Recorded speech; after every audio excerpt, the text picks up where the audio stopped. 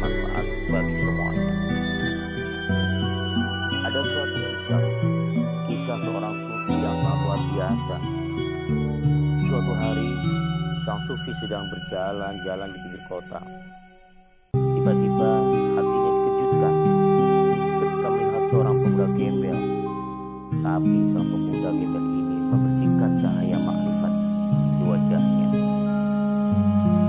Sang sufi ini adalah Syekh Abdul Wahid bin Zaid, seorang sufi besar di zamannya. Ia bergegas mendatangi pemuda gembel tersebut dan terjadilah sebuah dialog. "Hai anak muda, bolehkah saya bertanya tentang sesuatu hal?" Si pemuda itu dengan angkuh dia bilang, "Ya, silahkan. Mumpung masih ada umur, mumpung waktu belum berlalu." Pertanyaannya sangat standar. Ma'ratul taqwa?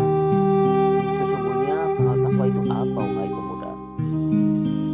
Saya belajar takwa bertahun-tahun, belum menemukan fondasi dan bagaimana saya membangun ketakwaan ini. Pemuda itu menjawab, "As-sabru ma'allah." Sabar beserta Allah. Ada orang sabar menghadapi cobaan, itu sudah biasa. Ada lagi yang lebih berat, sabar menghadapi maksiat. Lebih berat lagi, sabar ketika taat. Ada yang lebih berat lagi, sabar ketika menghadapi nikmat. Kebanyakan orang tidak pernah sabar ketika di depannya ada nikmat. Tapi lebih berat lagi adalah sabar, as-sabru ma'allah, sabar beserta Allah. Karena di sana yang ada kepatuhan total, ketundukan, kefanaan, cinta, syukur, ridho, ikhlas dalam bentuk keserasan jiwa kita bersama Allah. Tapi Syekh Abdul Wahid terus bertanya, "Ma'ratul sabr?" Apa kemudian tanggal kesabaran itu? Pemuda gembel ini menjawab, At-tawakkul ala Allah." Kunci sabar itu berserah diri kepada Allah. Orang tidak pernah bisa sabar kalau hatinya masih menyerahkan nasibnya kepada selain Allah. Lalu kunci tawakal itu apa? Kata Syekh Abdul Wahid.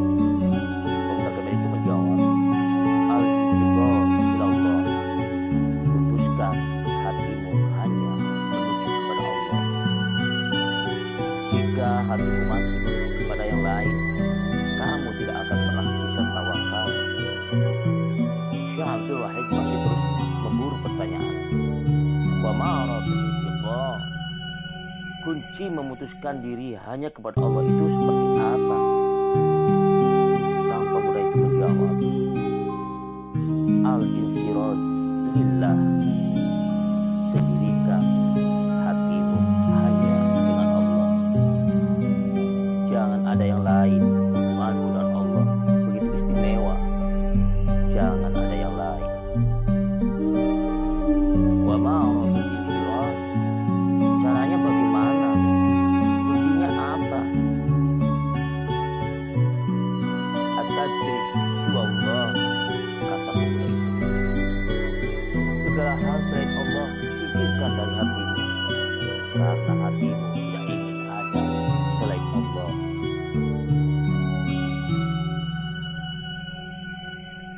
Ma'ala dulu asya. Beliau masih terus bertanya, "Menurutmu hidup ini yang paling enak itu apa?" Pemuda itu menjawab, "Al-unsu bi dzikrillah." Bahagia dengan zikrullah. Ini masalah besar bagi pribadi orang-orang beriman.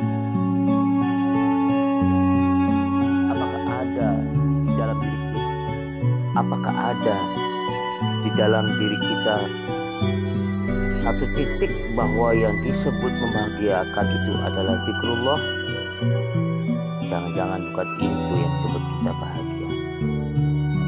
Lalu sang sufi bertanya kembali, ma ashabul asya, lalu hidup paling bagus ini apa?